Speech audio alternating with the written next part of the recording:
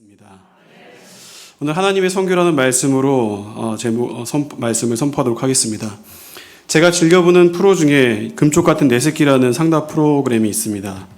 아시는 것처럼 정신의학과 오은영 박사님이 자녀에 대해 고민을 가진 부모님들을 대상으로 조언을 코칭을 하는 프로그램이죠.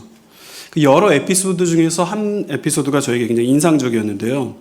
이제 아시는 것처럼 그 관찰 영상을 보잖아요. 그래서 영상을 그 박사님이 쭉 보다가 갑자기 잠깐만요, 딱 이렇게 얘기하시면서 그러면서 이제 부모님한테 조언을 하셨는데 그 얘기가 굉장히 저에게 마음에 와닿았어요. 그 말은 뭐였냐면은 이렇게 얘기하시더라고요. 당신의 자녀는 인생이 내 마음대로 되지 않는다는 것을 배울 필요가 있습니다. 이렇게 얘기했어요. 인생이 내 마음대로 되지 않는다는 것, 계획대로 되지 않는다는 것을 배울 필요가 있습니다. 왜 그렇게 얘기했을까 생각해 보면은 이게 이제 금쪽이라고 하죠. 이제 그 친구가 아마 자기 계획과 마음대로 안 되면 그 분을 주체를 못했던 것 같아요. 그래서 그렇게 조언을 했는데요. 이제 제가 그 문구를 곰곰이 생각하면서 이제 계획대로 되지 않는 인생, 그건 사실 왜 이렇게 나에게 마음에 강렬한 인상을 남겼을까 하니 그 아이뿐 아니라, 그쵸, 성인인 우리 모두에게도 해당되는 이야기이기 때문 아닐까요? 사실 많은 예들이 있지만 멀리서 찾을 것도 없이 제 인생이 그랬습니다. 제가 2020년 1월에 선교사로, 장기 선교사로, 그 전에 이제 필리핀에서 훈련을 받았고요. 1월 9일 날 장기 선교사로 베트남 호치민에 도착했습니다. 그리고 1월 20일 날 코로나가 전 세계를 강타했습니다. 아마 그때가 생각이 나시는지 모르겠어요. 이제 한번 그때를 떠올려 보면요. 제가 아들이 셋이 있는데 그 첫째 아들을 그 베트남에서는 보낼 수 있는 학교가 없었어요. 원래 걔네들을 하여튼간에 홈스쿨로 한국에서 키우기도 했고 기록이 없어서 학교도 한인 학교로 보낼 수도 없었고, 그리고 이제 국제학교로 보낼 수 있는 여건은 안 됐고, 그래서 이제 얘는 고등학교 과정을 저희 단체에서 하는, 그리고 몇 선교단체들이 모여서 세운 그 MK 스쿨이죠. 선교사 자녀 학교가 이제 태국에 있어서 거기로 보냈어요. 기숙사 학교로. 근데 이제 연락이 온 거예요. 전 세계가 문을 걸어 잠그고 있는데 이 태국도 그렇게 문을 닫기로 했다는 거예요. 그래서 부모님 두 분 중에 한 분은 빨리 들어오시라는 거예요. 이 선교사님들 중에 이제 아이들을 맡기신 분들은 들어와서 아이를 돌보시라고. 그래서 미얀마, 방글라데시, 인도 할 것 없이 아시아에 그렇게 자녀들 보낸 선교사님들이 들어오신 거예요. 근데 저희 집이 하여튼 늦게 연락이 받았어요. 그리고 금요일 날 밤에 그 얘기를 듣고 토요일 날 새벽까지 잠을 못 자고 밤을 꼴딱 새고 토요일 날 새벽에 이제 결정을 했죠. 아내를 보내기로 했어요. 그래서 그랩 택시를 태워서 아내를 공항으로 보내면서 제가 얘기했어요. 여보, 걱정하지 마. 가서 시건이가 저 첫째 아들 이름인데요. 걔가 얼마나 놀랬겠어. 그리고 얼마나 좀 걱정이 됐겠어. 걔를 잘 돌봐주라고. 그래서 아내를 보내면서, 그리고 나머지 그 당시 중학교 2학년, 그 다음에 초등학교 5학년 아이 둘이 있는데 걔네는 내가 잘 돌볼게 라고 얘기하면서 걱정하지 말고 가라고 얘기하자마자 걱정이 됐어요. 제가 택시를 타고 출발했는데 이제 제가 모든 거를 감당해야 되는 거죠. 근데 제가 교회 사역을 분당으로 위해서 오랫동안 하면서 사실 아내한테 서포트를 많이 받았지, 지지를 많이 받았지, 제가 살림을 안 살아본 거예요. 그날도 아침에 아내가 이제 얘기를 해주고 콩나물국을 어떻게 끓이는지를 얘기해줬는데 콩나물을 보는데 아무 생각이 안 드는 거예요. 콩나물 대가리를 어떻게 해라 그랬지? 그래서 그때부터 이제 멘붕이 시작인데, 하여튼 막 인터넷을 찾아가면서 살림을 이제 살기 시작하는 거죠. 그래서 모든 음식이 처음이었어요. 그런데 제가 그런 환경 안에서 살림만 할 수는 없잖아요. 선교사로서 현주어를 배워야 되기 때문에 이제 인근에 있는 대학교 가갖고 오토바이를 타고서 가는 거예요. 베트남은 대중교통이 잘 발달되지 않아서 아시는 것처럼 오토바이가 많아요. 오토바이를 사실은 제가 인생 처음으로 탄 거였어요. 베트남에서. 그러니까 저는 오토바이가 그렇게 무서운 건지 몰랐어요. 이제 아주머니들이 많이 타는 스쿠터를 샀는데 그래도 이게 빠르더라고요. 그래서 이렇게 손잡이를 돌리면 앞으로 확 나가는데 이제 그 바람에 뒤로 넘어지고 옆으로 넘어지는데 한 번은 이제 그렇게 넘어지면은 손을 놔야 되거든요. 그래야지 이게 멈추는데 넘어진 채로 이거 못 놓고 잡고 있는 거예요. 그러니까 어떻게 됐겠어요? 도로 한복판에서 제가 이렇게 돌고 있는 거예요. 돌고. 근데 왜 현지인들은 이제 신기하다 그러면 쳐다보고 있고 정말 쉽지 않더라고요. 그러면서 그 거대한 물결 가운데서 그 호치민이 베트남에서도 가장 오토바이가 많거든요. 그 큰 물결 안에서 같이 떠밀려서 가는 거예요. 그래서 역주행과 인도를 막 다 점거하면서 막 다녀요. 그렇게 긴장해갖고 오면은 온몸에 막 힘이 빠져서 쉬어야 될 것 같은데 어떻게 해요? 이제 그때부터 음식 준비하는 거죠. 그래서 뭐 된장찌개, 김치찌개 이거 다 처음에 감자짜글이, 닭도리탕 다 제가 처음 해보는 그렇게 막 애써서 이제 그거를 한 거죠. 그럼 애들이 저한테 뭐라고 얘기해야 돼요? 아빠 얼마나 고생이 많으셨어요. 이거 준비하시냐고 너무 수고하셨고 정말 맛있어요. 이렇게 얘기했겠어요? 그 인간들이. 이 청소년이니까요 묵뚝뚝하죠. 대답도 없고 나는 걱정이 돼서 맛이 어때? 이렇게 물어보는데 그냥 괜찮아요 이렇게 얘기하는 거예요. 아이고 그런데 이제 그때부터 이제 회개하기 시작하는 거예요. 아내를 향해서 회개하는 거예요. 맞아, 저 모습이 내 모습이었지. 제가 쭉 거의 20년간 아내랑 살면서 생각해 보니까 손을 꼽았던 것 같아요. 음식을 차려주면 미리 맛있어라고 얘기했던 거가 손에 꼽아요. 나머지는 아내가 먼저 괜찮아? 맛이 어때? 이렇게 물어보면은 타이밍 이미 놓친 거예요. 근데 이제 그제서야 뭐 괜찮아 얘기하는데 딴 생각하면서 그렇게 성의 없이 대답을 했던 저였던 거예요. 그래서 이런 거였구나. 내가 당해보니 알겠네. 그리고서 이제 애들을 불렀어요. 일로 와봐봐. 얘들아, 이거는 음식의 맛의 문제가 아니라 정성의 문제야. 무조건 맛있다고 해. 알았어? 그래서 약간 화를 내면서 얘기했더니 저희 줄 때가 차라리 음식을 하지 말고 화를 내지 말라고. 집집마다 꼭 이런 친구들이 있어요. 주관이 뚜렷한데 제가 그래서 아내한테 또 한 번 회개를 한 거죠. 여보, 내가 당신한테 옛날에 너무 애를 잡지 말아라. 부드럽게 대해주고 좀 애한테 좀 마음을 여유 있게 해줘라 라고 얘기했는데 내가 살아보니까 얘는 인간이 아니구나.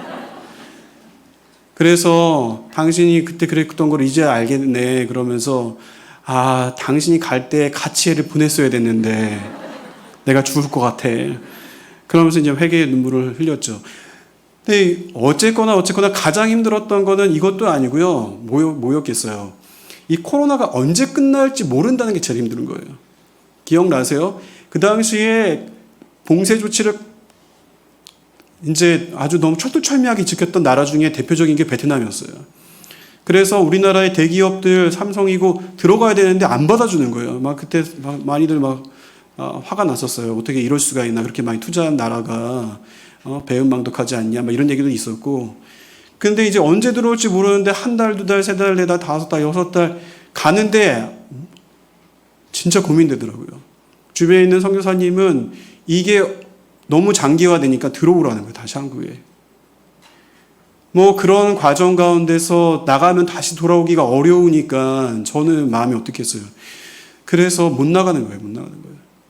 근데 하나님이 기적적으로 처음 뜨는 특별기를 통해서 베트남 호치민에 아내를 보내주시는데 그때도 준비해야 될 서류들이 많았는데 그 서류들을 그게 10가지인데 준비를 못해서 그 다음 특별기를 생각해야 되나 그러고 있었는데 한 현지인이 도와줘서 그게 하루 만에 다 준비가 된 거예요. 그래서 아내가 돌아왔고 이제 격리를 마치고 아이들을 만났고 아이들은 엄마를 보자마자 본물 터지듯이 막 얘기를 하더라고요. 이것들이 내가 얼마나 잘해줬는데. 그리고 그때 깨달았어요. 아빠는 일찍 죽어도 되는데 엄마는 죽으면 안 돼요. 엄마. 아이들에게 엄마의 존재는 너무 소중하더라고요. 제가 이렇게 얘기하니까 그럼 나보고 죽으라는 거냐. 이제 그런 남성 성도님은 안 계시겠죠? 아빠 중요해요. 그렇고 난 다음에 어쨌거나 그러고서 다시 이제 현지에 집중을 하고 교회들을 찾아다니면서 사역들을 아름아름 해어가고 있을 쯤이었는데 9개월인가쯤 됐을 때 연락이 왔어요. 다시 태국에서 이 코로나의 이 불안정한 상황 속에서 저희 첫째가 정서적으로 많이 힘들다는 거예요. 어렵다고. 그래서 그 연락을 받고 또 보고가 되고, 그리고 MK 전문 선교사님께서 그거에 대한 관련해서 쭉 얘기를 들으시더니만, 본인이 아프리카에 있을 때 이런 상황이 되면은 무조건 어느 나라에 있든지 그 아프리카 대륙에서 3일 안에 비행기를 타고 날아가야 된대요. 그러니까 지금 당장 가라는 거예요. 아니, 선교사님, 저는 그럴 수가 없어요. 저희 아내도 오는 게 너무 어려웠어요. 그리고 제가 나가면 어떻게 될지 모르는데 제가 어떻게 나가요? 핑계 대지 말고 무조건 가라는 거예요, 지금. 이게 마지막 기회가 될 수 있다. 그 얘기를 듣고선 단체 전체 리더 되시는 분들과 얘기하면서 동일하게 이 국제단체가 100년이 넘은 단체이기 때문에 많은 사례들과 그 정책이 있는데 지금 가야 된다는 거예요. 가라는 거예요. 마음이 너무 어려웠어요. 왜냐하면은 하여튼 나가면은 어떻게 될지 모르고, 저는 사실 대표성이 있는 선교사로서 그런 사람인데, 그 베트남에 있으면서. 근데 그걸 뒤로하고 가야 된다는 게. 하지만 이제 어쨌거나 그런 무거운 마음을 뒤로하고 비행기 타고 태국으로 떠난 거죠. 그 이후에 하나님께서 나머지 모든 가족들을 강권하심으로 태국으로 옮기셨어요. 이제 그거에게 설명 다 하면은 여러분 이제 되게 못 가세요, 오늘. 근데 어쨌거나 하나님의 강권하심이라는 이야기 외에는 설명이 안 되는 상황이었고요. 보세요, 이게 인생인 거예요. 계획대로 되지 않는 인생. 저만 그렇겠습니까? 우리 모두의 삶이 그런 거 아니겠어요? 이런 인생을 우리는 어떻게 바라봐야 되나? 믿는 자로서 어떻게 인생을 해석해야 될까? 에 대한 화두에 대한 답을 오늘 말씀이 던져주고 있습니다. 오늘 말씀을 읽으셨는데 이 말씀이 어떤 내용이었나요? 이제 내용이 들어오시나요? 바로 앞절을 읽으면 내용이 확 들어와요. 45장 28절인데요. 읽어볼까요? 이스라엘이 이르되 조카도다. 내 아들 요셉이 지금까지 살아있으니 내가 죽기 전에 가서. 아멘. 어떤 내용인지 아시겠죠? 야곱의 노년이에요. 창세기 50장이 지금 46장까지 온 거예요. 야곱의 노년 가운데 가뭄을 만나서 아들들을 보냈어요. 이집트로. 그래서 그 이집트에서 양식을 구해오라고 했는데 그 아들들이 돌아와서 얘기하는 뉴스, 소식이 믿을 수 없는 뉴스를 전해준 거예요. 그건 다른 것이 아니라 그 사랑하는 아들 요셉이 살아있다는 거예요. 요셉이. 그리고 그 요셉이 가뭄의 때가 아직 남아있기 때문에 아버지를 모시고 애굽으로 오라고 했다는 거예요. 야곱의 마음이 어땠을까요? 너무나 벅차지 않았을까요? 이거는 말로 표현할 수 없을 만큼 기쁘지 않았을까요? 가슴이 터질 듯한 기쁨 가운데 아들을 만나러 가는 장면이 오늘의 말씀의 배경이라고요. 그런데 이 말씀은 사실 제가 한국에 이제 2년 반 만에 와서 하나님 나라도 바뀌었고 선교 보고를 해야 되는데 그때에 제가 어떤 말씀을 전할까요? 할 때 이 말씀을 주셨는데 말씀을 읽으면 읽을수록 말씀이 어려운 거예요, 저에게. 왜 그러냐면 거기 두 가지 이유가 있어요. 첫 번째 이유는 2절이에요. 함께 또 읽어볼까요? 그 밤에 하나님이 이상 중에 이스라엘에게 나타나 이르시되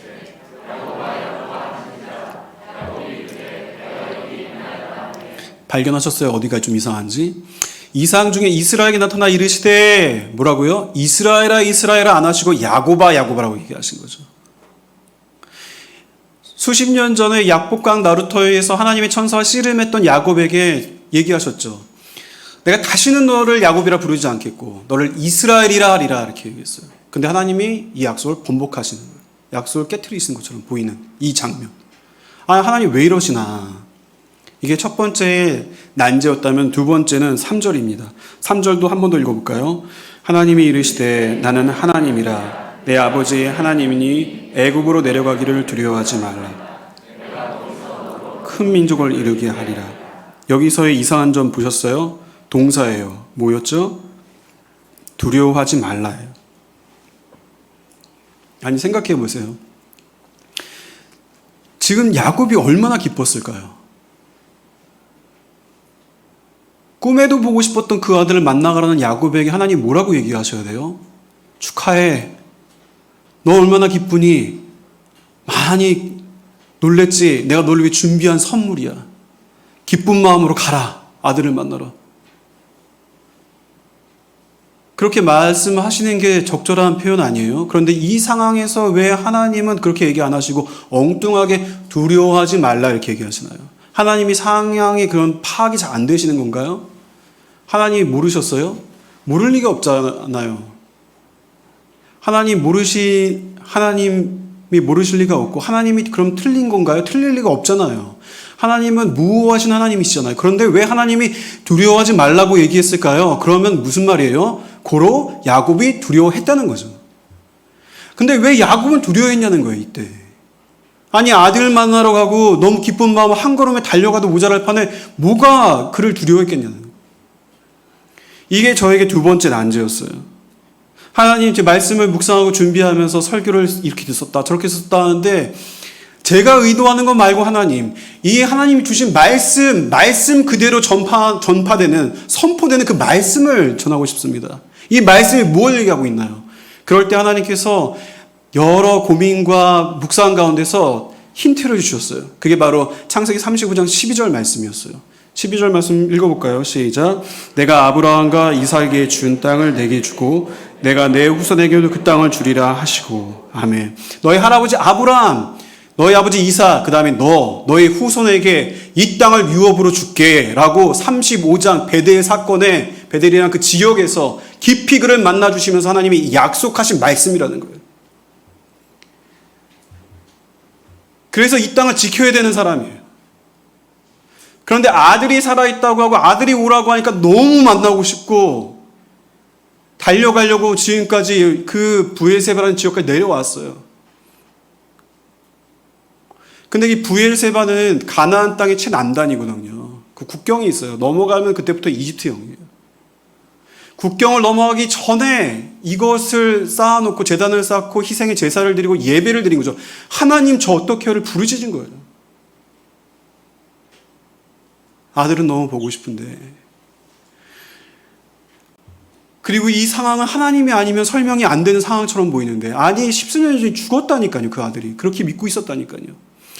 그 아들이 지금까지 살아있다는 것도 믿을 수 없는 일인데, 그 아들이 그 당시 최강대국의 2인자 총리가 됐대요. 지금으로 말하면 내 아들이 죽은 줄 알았던 내 아들이 미국의 부통령이 돼 있대요. 부통령이. 그리고 그 아들이 아버지를 모시고 오라고 수레를 보냈어요. 수레를. 그게 지금으로 말하면 뭐쯤 될까요? 그게 화려하겠죠. 고급 세단 그 이상 아닐까요? 전용기를 띄운 거예요. 아버지 모시고 오라고. 눈에 보이는 상황은 하나님이 아니고선 설명이 안 돼요. 그런데 하나님이 주신 약속의 말씀이 있는 거예요. 이 두 가지가 충돌되는 거예요. 그러니 이 야곱이 거기에서 주님의 이름을 부르는 거예요. 하나님 저 어떡해요? 저 너무 두려워요. 그때 하나님 나타나셔서 이상 중에 야곱아 야곱아 두려워하지 말아라. 사랑하는 여러분, 이 말씀에 묵상을 하면서 이 두 가지 난제 속에 이 두 가지를 한 큐에 연결하는 하나의 주제가 있는 걸 발견했어요. 그 주제가 무엇이었을까요? 그 주제가 바로 오늘 설교의 제목이었어요. 설교 제목이 뭐죠? 하나님의 성교더라고요.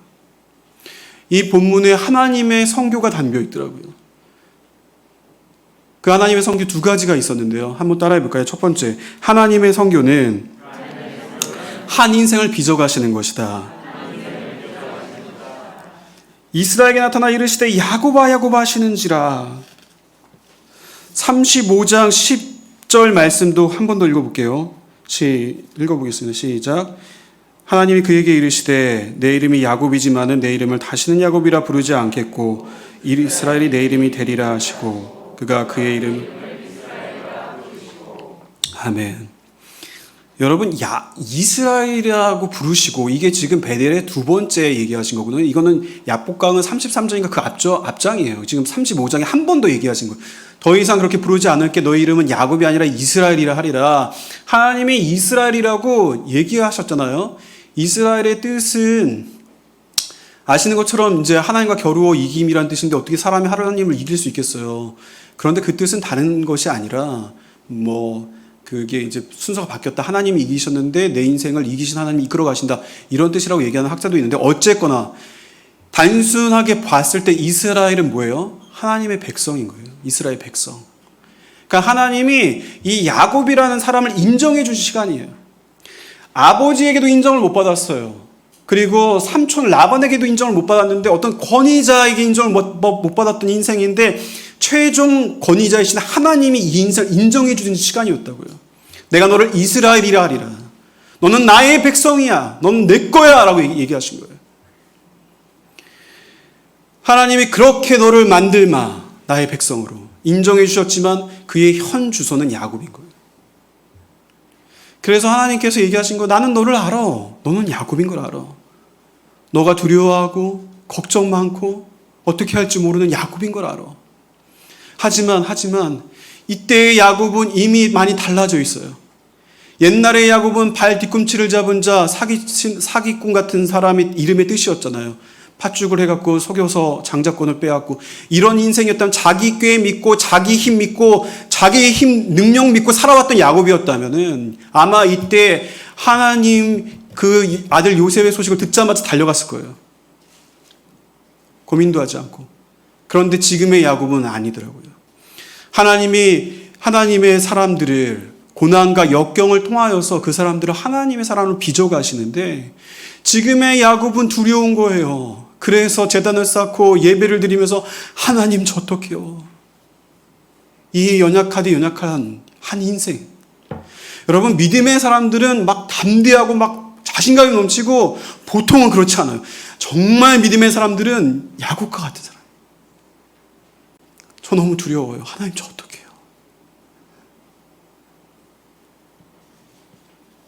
큰 선교도 하나님의 선교지만 한 인생을 빚어가시는 게 하나님의 선교라고요. 저는 하나님께서 이제 분당 우리 교회 사역을 오랫동안 한 다음에 이제 선교사로 나갔잖아요. 제가 분당 우리 교회 있을 때 이찬석 목사님 하도 종의 도리를 강조하시고 낮은 자세 섬기라고 해서 제가 많이 낮아진 줄 알았어요.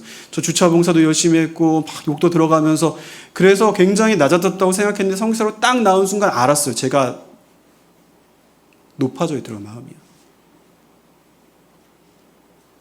저희 이제 교회 목사님들은 이제 훌륭하셔서 아니었는데 저는 하나님이 정확하게 아셨어요. 제가 얼마나 교만하고 얼마나 고집스러운 사람인지. 그래서 하나님이 저를 굴리시기로 결정하신 거예요. 저 나름 분당에 살았어요. 반지하였지만 근데 이제 하나님이 저를 거기에서 분당에서 필리핀 산골 마을로 이제 넣으신 거예요. 굴리시려고. 저희 단체는 사실 뉴질랜드나 호주 이런 데 가서 훈련하는데 그 모든 문을 다 막으시고 필리핀을 보내신 거예요. 거기서 2년 동안 하나님이 완전히 저를 이제 부숴버리신 거예요. 나중에는 가루가 된 것 같더라고요. 그래서 한국에 돌아와서 이제 마지막 절차가 남아있어서 한국에 잠깐 인사드려 그 절차를 하려고 왔을 때 분당 우리 성도님이 인사를 하는데 제가 과장된 표현이 아니라요. 이런 생각을 했어요. 아니 저분은 왜 먼지한테 인사를 하시나. 제 존재가 먼지처럼 느껴진 거예요. 근데 하나님이 그게 모자랐나 봐요. 그래서 베트남에서 태국으로 앞 얘기 드렸던 그런 과정들을 거치게 하면서 태국에 도착했을 때 나는 누구, 여긴 어디? 하나님 무슨 일을 이렇게 하십니까? 막 너무 화가 나는 거예요. 아니 1년 3개월을 신짜오 실로이 안녕하세요 죄송합니다 또이텔라 이삭 제 이름 이삭입니다 안찌 괴컴 이런 게 있어요. 평안하세요 건강하세요. 거기서 이제 바꾼 거예요. 사우디크라 커큰크라 마이사이 남단 크라 설탕 넣지 마세요.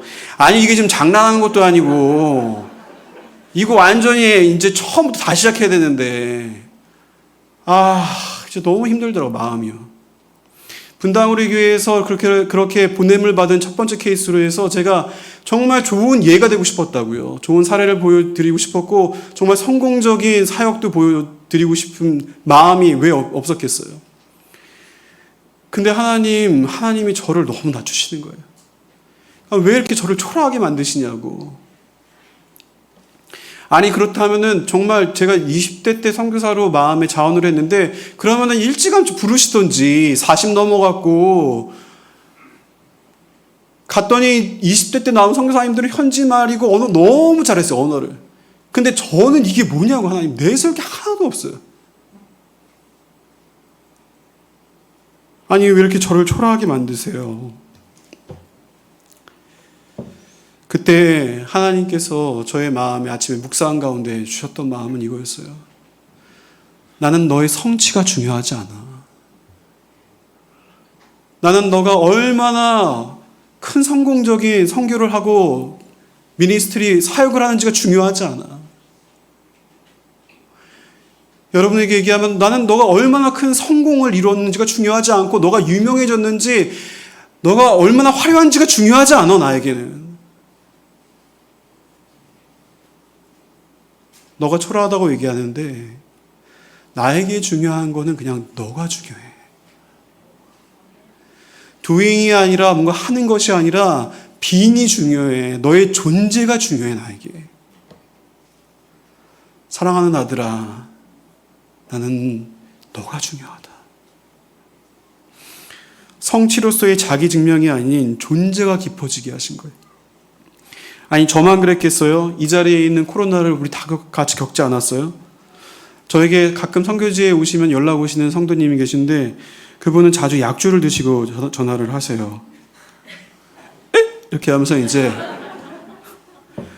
근데 이분이 이제 사실은 제가 분당으로 사역했을 때 완전 초신자셨는데 극단적으로 죽으시려고 했던 거를 막 막고 그리고 설득하고 왜 그러시냐고 했더니 인생에 아무에게도 얘기할 수 없었던 깊은 마음의 아픔을 얘기하시고 같이 눈물을 흘리면서 복음을 전하고 그래서 예수님을 영접하셔서 이분의 삶이 너무 기구하다 보니까 더욱더 기구한 분의 삶을 살았던 1대1 리더하고 연결을 시켜드렸어요.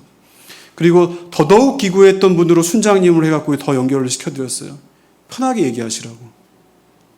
놀라시는 거예요. 나만 이렇게 사는 게 아니었구나. 그러고 난 다음에 이분이 코로나를 시간을 보내면서 해외 사업장을 못 가니까 막 우시는 거예요. 50대 중반의 남성이 이렇게 우는 게 흔한 일이 아니잖아요. 막 우세요. 목사님 저 어떡해요? 그런가 또 우시면서 연락을 하시는데 제 자녀 때문에 제가 지은 죄가 맞나 봐요. 그래서 또 막 우세요.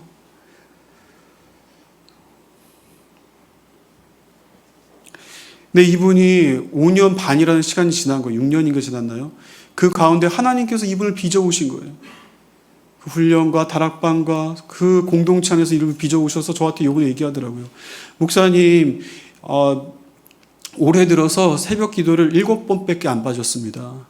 제가 새벽에 기도하는 시간을 지키고 있습니다. 나오든지 집에서 하든지. 얼마나 감사해요. 요번에 29개 교회 한 교회를 따라서 가셔서 거기서 봉사를 하고 계세요. 주차 봉사자로. 그런가 하면은 또 한 분은 60대 중반이 넘으신 순장님이신데 연락이 오셨어요. 카톡이 왔어요.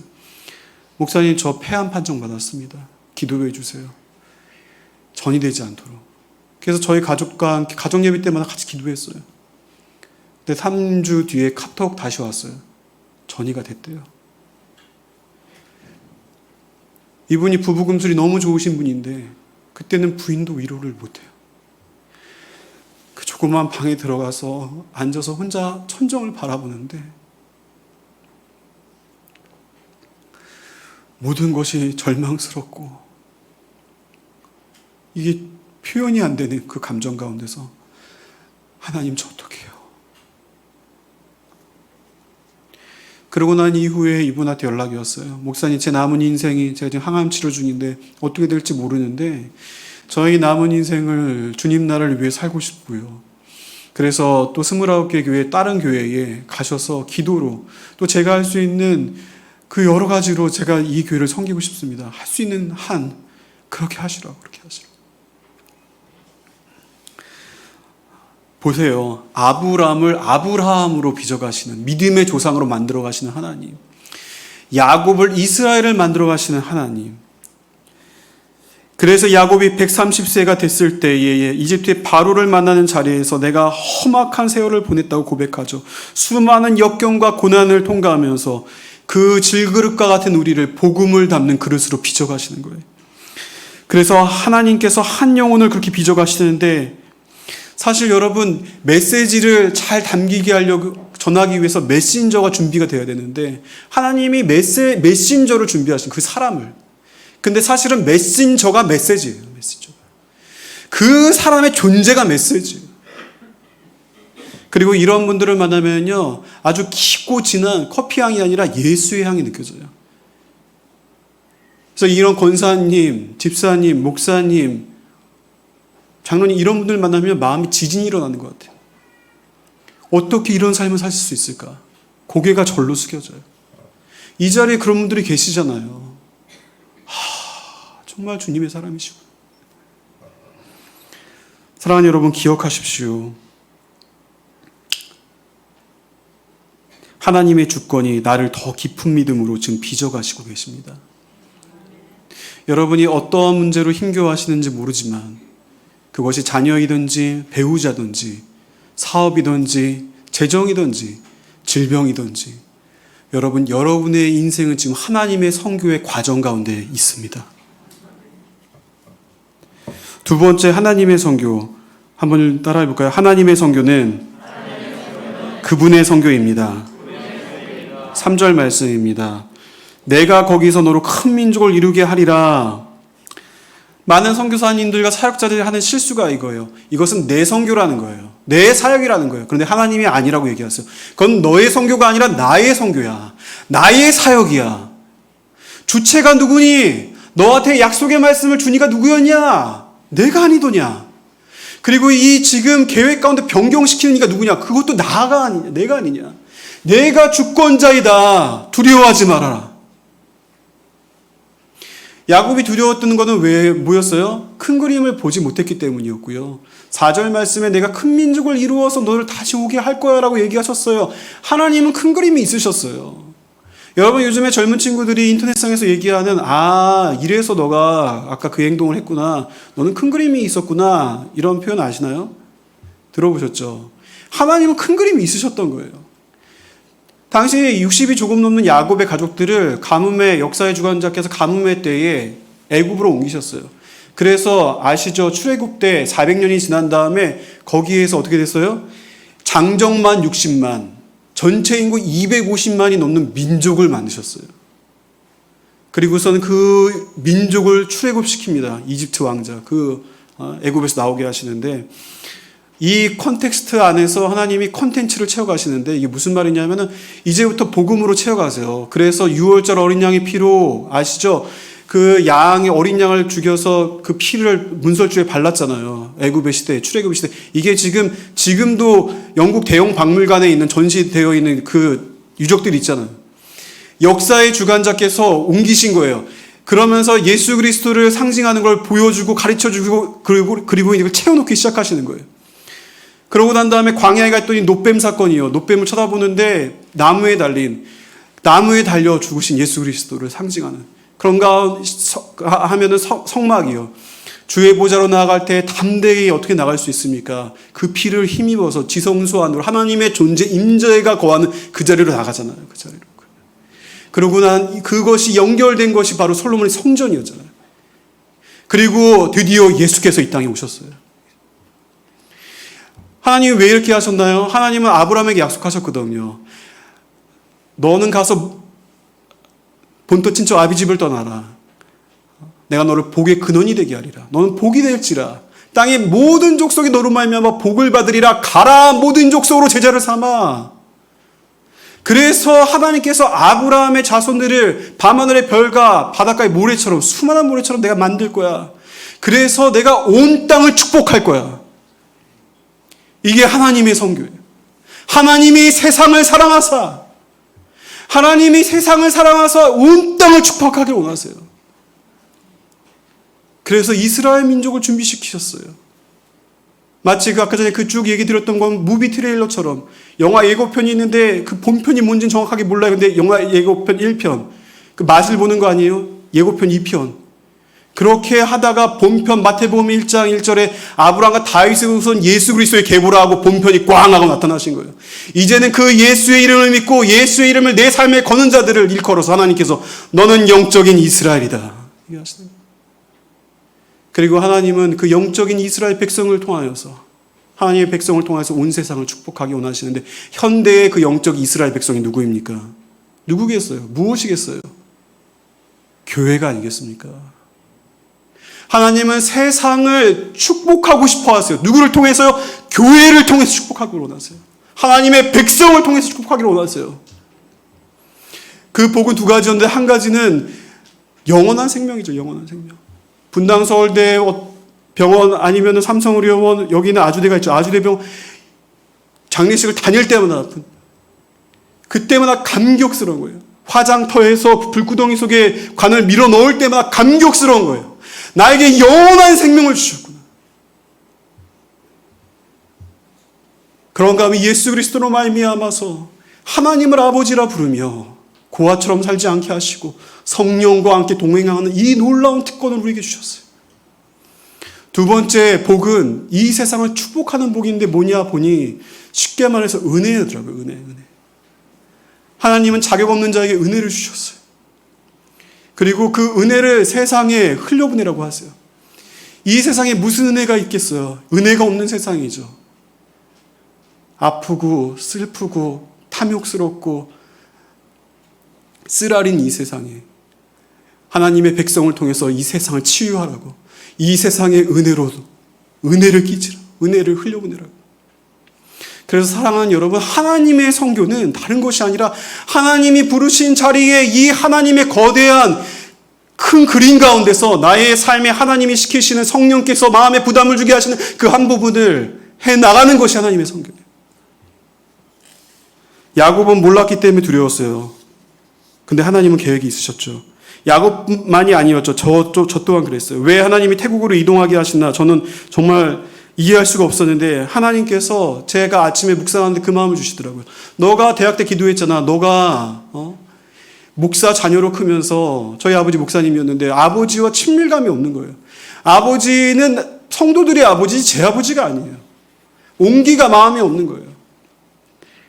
근데 제가 분당으로 그래서 제가 이제 대학 때 하나님 제가 기도하는데 하나님 제 꿈은 다른 게 아니라 좋은 아빠가 되는 게 제 꿈입니다. 너가 그렇게 기도했잖아. 너가 분당우리 교회 사역하고 너무 바빠서 그러다 보니 특별히 첫째하고 그런 시간이 없었잖아. 저를 똑 닮아 있더라고요. 내가 너에게 주는 마지막 기회야. 그 다음에는 선교사 자녀들 어디로 갈지 모르기 때문에 제가 그때 그게 눈물이 나더라고요. 나는 너의 성취가 중요하지 않아. 나는 너가 중요해. 나의 관심은 너의 존재고, 그리고 한 가지 더, 나는 너의 자녀를 너보다 더 사랑해.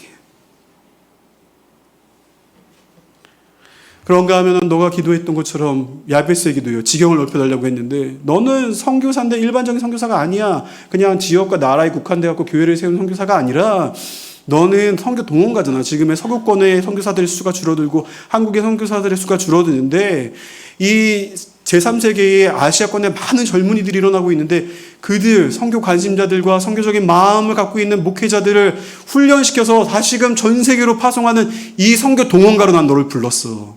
그리고 그들을 후원하는, 또 기도로 할 수 있게 하는 그 지역의 교회들을 깨우는 선교적 마인드를 갖게 하는 그걸로 너를 불렀어. 그러니 너는 나라가 중요하지 않다. 거점을 옮기자. 베트남에서 태국으로.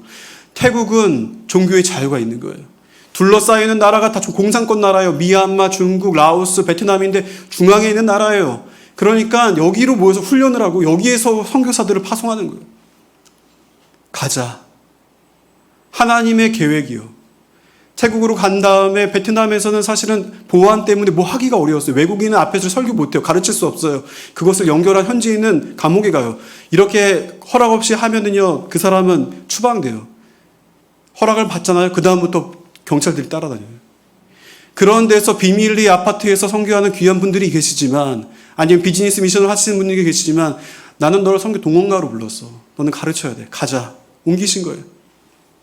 그리고 난 다음에 하나님 다 뜻이 있더라고요. 태국에 가니까요, 거기에 이게 웬일이에요. 하나님 정말 지경을 넓히시는데, 중국 다음으로 중국 사람이 가장 많은 곳, 전 세계 태국이더라고요.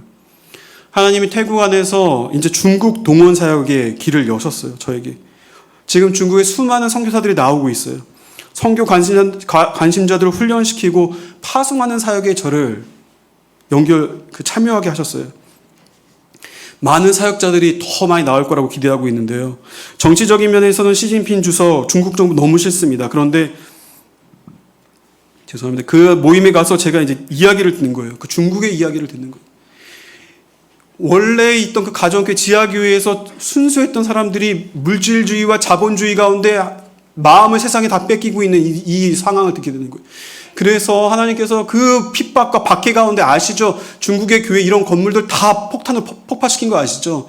그런가 하면은 예배드리고 있는 사람들 잡아다가 다 감옥에 가두고 그러니까 이런 핍박 가운데서 다시 순전함이 회복되는 거예요. 순결함이 초심이 회복되는 거예요. 하나님 앞에서 모여서 더 기도하고 소그룹으로 지하에서 함께 예배를 드리고 있는데 하나님이 이렇게 그 과정들을 순결케 만드시는 동시에 이 코로나로 인해서 모든 게 멈춰버렸던 그 상황에 하나님은 아니더라고요. 온라인을 통하여서 선교 광자를 중국의 대다수의 교회가 듣게 하시는데 하나님의 나라의 꿈을 꾸며 이들을 준비시키시는 거예요. 하나님이 어떻게 하실지를 너무 흥분이 돼요. 다 모르죠. 그러나 어떻게 하실지 너무 기대가 돼요. 뿐만 아니라 베트남 가정교회의 1호 파송 선교사님을 그 모임에서 만났어요. 이분은 우리나라처럼 개교회가 아니에요. 가정교회는 베트남의 교회는 하나의 북쪽의 하노이부터 밑에 남쪽의 호치민까지 전체의 교회가 가정교회가 하나의 교회인 거예요. 신기하죠. 이게 이 교회가 있는데 가족처럼 돼 있어요. 연결돼 있어 다. 그러니까 온라인상에 다 같이 모여요. 서로를 알아요. 거기에 1호 파송 선교사신데 이분은 원래 공안이었어요. 베트남에서. 공안이면요, 경찰이면요, 똥똥거리고 잘 살아요. 부정부패가 많기 때문에. 그런데 예수님 믿고서 인생이 달라졌어요. 그 다음부터 베트남에 있는 소수 종족을 향하여서 55개 소수 종족을 향해서 전도자로 하시다가 수차례 감옥에 가신 거예요. 그랬던 삶 가운데 하나님이 부르셔서 태국에 선교사로 오셨어요. 왜냐하면 태국 안에 베트남족이라는 족이 있어요. 베트남의 후손이에요. 조선족처럼. 거기에 교회가 없으니 거기 가서 교회를 개척하시러 오신 거예요. 근데 이분들이 아시는 게 없고 초임 선교사고 뜨거운 마음은 있는데 뭘 어떻게 할지 모르겠어요. 그래서 그 중국 사람들 모임에 가셨는데 거기에서 선교를 또 영어로 배우는데 이게 되겠어요. 중국말로 가르쳐 주는데. 그러니 저희를 만나니까 너무 기뻐하시는 거예요. 함께 얘기를 하면서 하나님 주신 만남의 축복인 거예요. 이 순전하신 분들과 함께 교제하면서 이분들을 도와서 교회 개척 사역을 지원케 하는 거예요. 한 교회가 세워졌고 또 다른 교회를 지금 세우고 가고 계세요. 그런가 하면 베트남의 사람들은 굉장히 콧대가 높은 프라이드가 대단한 사람들인데 그래서 베트남에 있을 때는 막상 교회 지도자를 못 만났는데 이분을 통해 갖고 온라인상에서 교회 지도자들에게 메시지를 전하게 하더라고요. 이분들 뒤에 있는 가정교회 베트남의 수많은 젊은이들이 이제 올해 말에 벌써 이 태국으로 와서 훈련을 받기로 연락이 오고 있어요. 하나님이 하시는 일이 놀라워요. 그런가 하면 태국이요. 이 태국은 제가 보니까 지경을 막 넓히시는 거예요. 여기에는 저의 아버지의 가장 베스트 프렌드인데 그분의 아들, 은퇴하신 목사님인데 그 아드님이 20몇 년을 사역하셨는데 태국은 너무 불교가 강하기 때문에 이게 참 어렵다는 거예요. 회심이. 그래서 물론 하나님 불가능한 일이 없으시죠. 그런데 그래서 본인이 낸 결론은 주일학교사요. 다음 세대를 잡아야 된다. 그 다음 세대에 씨를 뿌려야 된다. 그래서 한국에 있는 단체랑 연결해서 번역을 해갖고 이 동남아시아 사람들 복잡한 거 힘들어하거든요.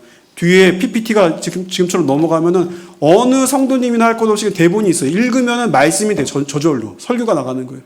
그거를 하는 교회를 갔더니 애들이 눈 하나를 깜짝 못하고 다 듣고 있어요.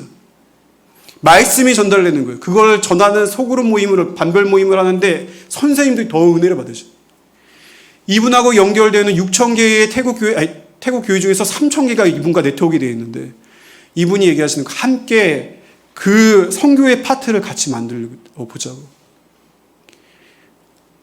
제가 의도한 게 하나도 없어요. 그런가 하면 옆에 있는 건 이제 청소년 문화사역인데, 이 친구들은 태국에 있는 청년들이 요번에 그 마리아나가 합법 팔린다고 이제 얘기가 통과됐다고 하잖아요. 마약의 문제가 심각한데 마약 가운데서 예수님을 만나서 갱생한 청년들이 모여서 문화사역을 시작했어요. 힙합, 랩, 비보이. 그래서 막 자기들이 이런 걸로 이제 젊은이들에게 다가가려고 한다고. 그러면서 저한테 이제 보여줬어요. 랩을 보라고 얼마나 잘하는지.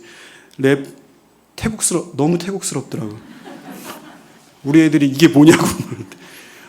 근데 어쨌거나 이 친구들이 지금 이 자리, 제가 한국에 간다고 하니까 K자, K팝, K 컬처, K가 들어가면 된대요. 누구든지 간에, 예, 오셔서 같이 단기라도 같이 이거를 춤을 잘 추시는 분들이나 하여튼 그러면 와달라고 같이 하자고 얘기하더라고요. 그런가 하면 다음 걸로 넘어가면 이제 미얀마. 아시죠? 우크라이나 내전 때문에 많이 잊혀졌지만 이 미얀마 내전이요. 북부가요, 연결돼 있어요. 거기가 국경이에요. 그래서 그걸로 넘어오는 거예요. 폭격에 부모님을 잃고 온 애들, 옷도 없고 신발도 없고 완전히 거지에 몰골로 온 아이들한테 이불과 옷을 또 신발을 그렇게 선교사님들이 하시면서 저도 같이 가서 동참을 하면서 그들을 지원하고 기도하는 장면이에요. 그런가 하면 저희 단체가 국제단체다 보니까 이 미얀마 선교사가 있어요. 사역자가 있어요. 근데 이 사역자가 연락이 왔어요. 부인은 한국 사람인데 자기가 미얀마에서 너무 힘든 거는 뭐냐면은 이 내전으로 인해서 너무 많은 고아들이 양산된다는 거예요. 이 고아들을 어떻게 할 수를 못하니까 주체할 수 없으니까 군부가 이 고아들을 다 어디로 보내겠어요? 이 미얀마도 불교의 나라거든요. 다 절간으로 보내는 거예요. 그 승려들 밑에서 얘네들이 뭘 배우겠냐고. 그래서 이분이 고아원을 시작한 거예요. 물품이 필요하다고 연락이 왔어요. 그래서 제가 5분의 우리 지사님, 권사님한테 카톡을 드렸어요. 그리고 난 다음에 3주 뒤에 믿을 수 없는 얘기를 들었어요. 서울에 있는 저희 단체 오피스에 사람이 들어갈 자리가 없을 만큼 물품이 가득 찬 거예요.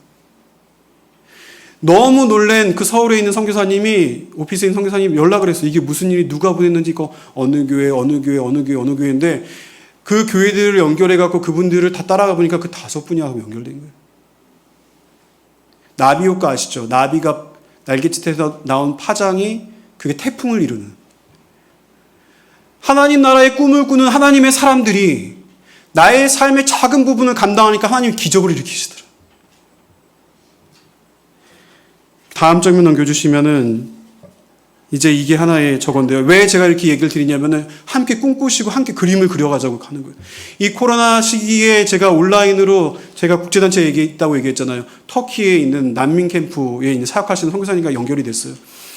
여러분 아시죠? 이 중동 땅, 모슬렘, 이슬람의 땅에 한 명의 회신자를 얻기 위해 한 선교사가 인생을 바쳐도 그 한 명을 얻기가 힘든 그 땅. 여기에 하나님이 흔드시기 시작하는 거예요. 그래서 난민들이 이 터키를 지나서 동유럽 벨라루스를 통해서 유럽으로 가죠. 죽어있던 유럽의 교회들이 수많은 사람들이 세례를 받기 시작해요. 누구예요? 중동 사람들이 세례를 받기 시작해요. 하나님이 이 난민 캠프촌 터키 안에서 이 사람들 눈을 가리고 있는 두 자매는 아프가니스탄 자매예요. 형제는 시리아 사람이에요. 그런가 하면 여기는 없지만 이란 사람들도 있는 거예요. 거기서 예수를 믿고 사역자가 돼서 복음을 전해요. 온라인 교회를 하고 이 사람들이 또 자기의 나라로 돌아가요. 그래서 여러분 그 이슬람의 땅에 언제 죽을지 모르는, 테러를 당해 죽을지 모르는 그 땅에 지금 이란에 100만의 그리스도인이 나타났습니다. 여러분 하나님은 하나님의 선교를 멈춘 적이 없어요. 역사 가운데 우리는 코로나로 두려워했지만 흑사병이요, 수많은 질병 가운데서도, 수많은 전쟁의 소문 가운데서도, 세계 1차 세계전이 끝났을 때 사람들은 절망했어요. 그러면서 하나님을 찾기 시작했고 영적인 부흥이 일어났고, 그때에 갔던 수많은 대학생 선교사들이 조선이라는 땅에도 왔죠. 하나님의 선교는 지금도 성취되어 가고 있습니다. 하나님은 그분의 선교를 완성해 가고 계세요. 이 말씀을 마무리로 드릴게요. 하나님의 선교라는 책이 있습니다. 이 책은 우리에게 촉구하고 있어요. 역사의 주관자, 하나님의 선교는 예수님이 오신 다음부터 이루어진 게 아니었고, 창조된 세계가 타락하면서부터 여자의 후손이 뱀의 머리를 상하게 할 것이요, 하나님의 선교는 이미 그때부터 시작되어 왔고, 그 하나님의 선교는 예수님의, 아니 지금에 이르기까지 이어지고 있다고. 정말 이 말씀을 믿으시냐고. 이 성경의 말씀을 믿으시냐? 이 말씀이 지금까지 이루어지고 있는 걸 믿으시냐? 내 삶에 우리 하나님이 이렇게 살아계신데 라고 믿는 하나님의 백성들, 하나님의 큰 그림 가운데 그 삶을 살아가는 자들, 우리는 누구이며 무엇을 위해 이 땅에 존재하는가라고 할 때 우리는 하나님의 백성이며 하나님의 나라를 위해 이 땅에 존재합니다라고 고백하는 사람들, 그 사람은 하나님의 백성이라고 합니다. 그런가 하면 교회 안에는 종교인들이 많아요. 지금도 우상 앞에 절하고 미신한테 하는 것처럼 비는 것처럼 그렇게 교회의 예배적인 의식을 하지만 종교 행위일 뿐인 그런 종교인들이 있어요. 여러분은 누구십니까? 여러분은 하나님의 백성이십니까? 아니면 종교인이십니까? 하나님의 백성으로 살아가십시오. 우리 시간 함께 기도하겠습니다.